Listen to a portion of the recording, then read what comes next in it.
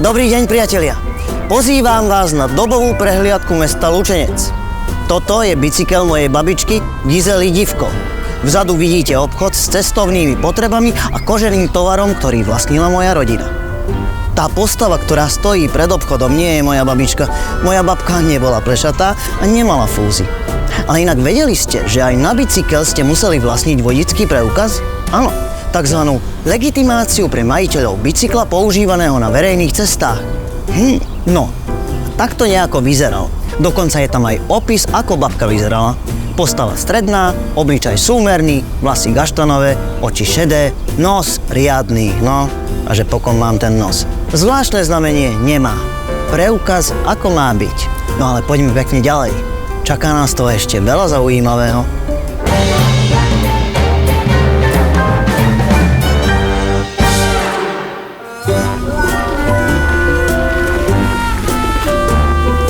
Nachádzame sa na Kubíniho námestí.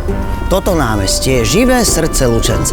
Najväčší ruch v meste Lučenec za starých čias bol na jarmokoch. Schádzalo sa tu obyvateľstvo z blízka aj z ďaleka. Ráno sa to začalo. Hluk, krík, obchodné jednania, vôňa pečenej klobásky a úsmev k tomu. Taký bol jarmok v Lučenci. Mesto zaznamenalo svoj najväčší rozmach po rakúsko-uhorskom vyrovnaní v roku 1867 a nasledovalo obdobie prosperity a pomerne čulého rozvoja. Dochádza k značnému zvýšeniu počtu obyvateľstva mesta, rozvoju, priemyslu a výroby. Boli to zlaté časy. Pravda, až na epidémiu cholery v roku 1873. A veľký požiar v roku 1887 a povodeň v roku 1899. No ale v súčasnosti nám už nič také nehrozí.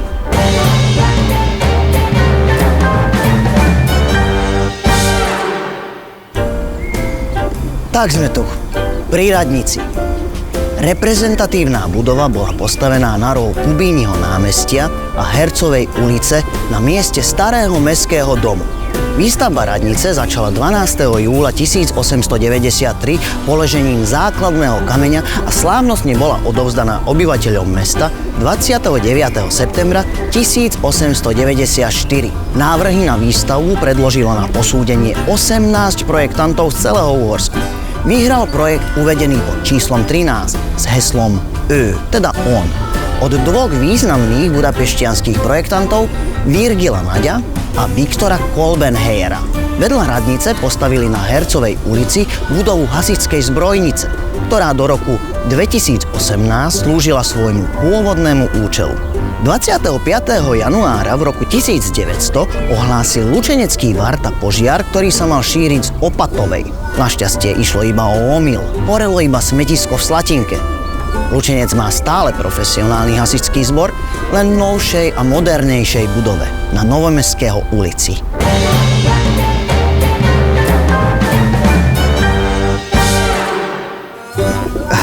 Niekde som ju tu mal. Moment. Prepačte. Tu je.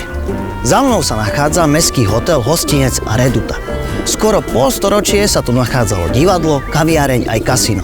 Táto minca by sa mi tu určite zišla. Redutu postavili v rokoch 1856 až 1858 po požiari mesta podľa návrhov viedenského architekta Franza Wiesera.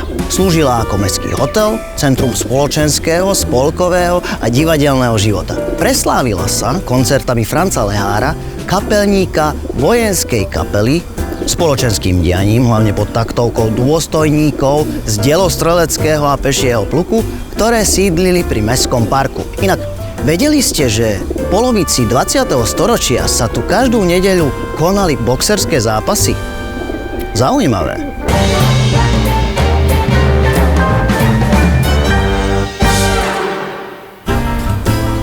To je celkom výška. Veža má až 38,5 metra. Mesto Lučenec bolo známe nielen trhmi, ale aj svojou zbožnosťou. Neskorobarokový rímskokatolický kostol Navštívenia Panny Márie bol postavený v druhej polovici 18. storočia na mieste Malej kaplnky. Dnešnú podobu získal v roku 1792. V auguste 1849 bol počas požiaru zničený, prestavaný bol v roku 1850. Určite stojí za to pozrieť si ho aj znútra. Vedeli ste, že v Lučenci v roku 1900 počas návštevy biskupa vypukol požiar na dvore školy? Nikomu sa nič nestalo, lebo väčšina obyvateľov mesta čakala biskupa na železničnej stanici. Tomu sa hovorí zázrak.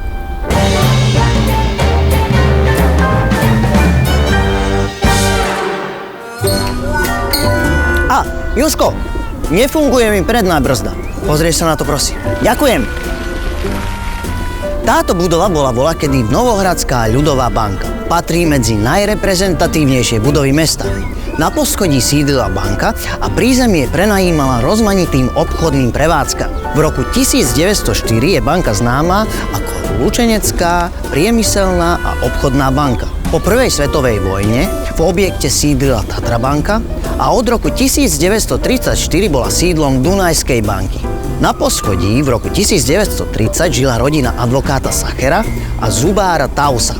Takže nebol problém si popri návšteve banky ísť po radu advokáta, alebo ste si mohli dať skontrolovať svoj kruh.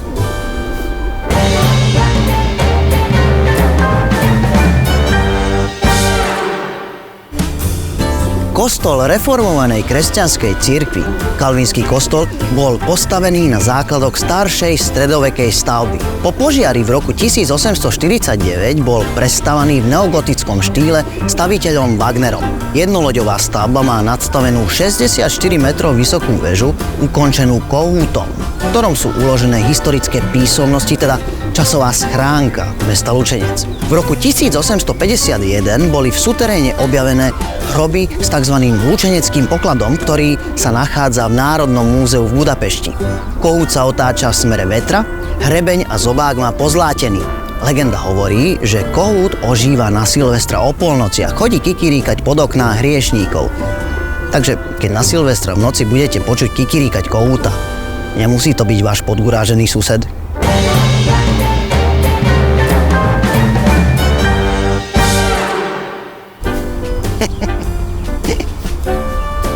Prepáčte, trochu som sa začítal.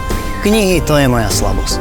Stavba za mnou je gymnázium, ktoré bolo postavené v roku 1883 na mieste pôvodnej protestantskej školy z 18. storočia, ktorá vyhorela pri tom nešťastnom požiari mesta v roku 1849. V roku 1870 boli spojené protestantské kolegiá do jedného ústavu vzdelania, čo je aj začiatok existencie štátneho gymnázia.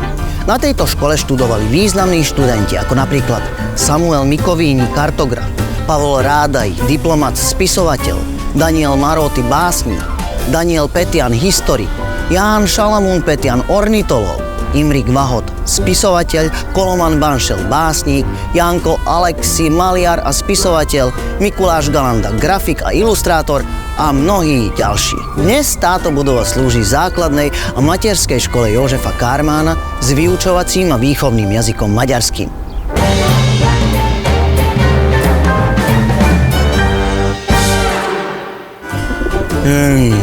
Dobrá káva. Lučenec bol od začiatku 20. storočia známy aj tým, že tu bol bohatý kaviarenský život. Za mnou vidíte kaviareň Berger, neskôr známu aj ako kaviareň Süss.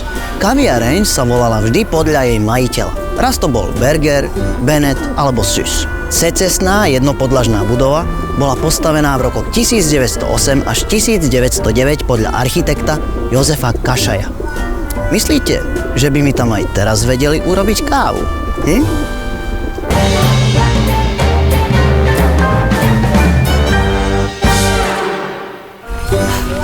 Ako vidíte, Jožko bicykel mojej babičky opravil. A ja už konečne viem, kde v Lučenci sídlí súd. Je to dvojpodlažná budova. Pôvodne bola budova Maďarského kráľovského súdu, ktorú projektoval lučenecký staviteľ Ištván Fekete v historizujúcom štýle. Budova okresného súdu bola dostávaná v roku 1901. V Lučenci sa pred 100 rokmi riešil aj nedostatok žandárov, ktorí by chytali zlodejov, a tak sa počet žandárov musel navýšiť. Aj v súčasnosti v budove sídli okresný súd. Za mnou je bývalá mestská väznica, ktorá bola pristavená k budove súdu v roku 1908.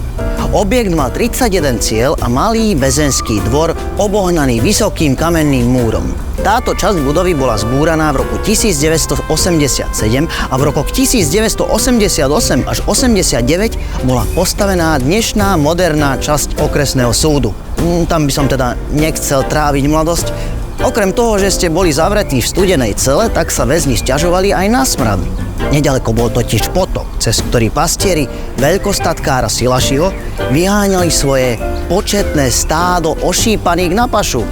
No, to teda muselo byť, keď sa vám pod oknami premávali stovky prasiat. Život v Lučenci bol ako na húsenkovej dráhe. Raz hore, raz dole. Tak ako aj teraz. No obyvatelia Lučenca, hrdí a silní, sa vždy dokázali so všetkým vysporiadať. Tak nech žije Lučenec.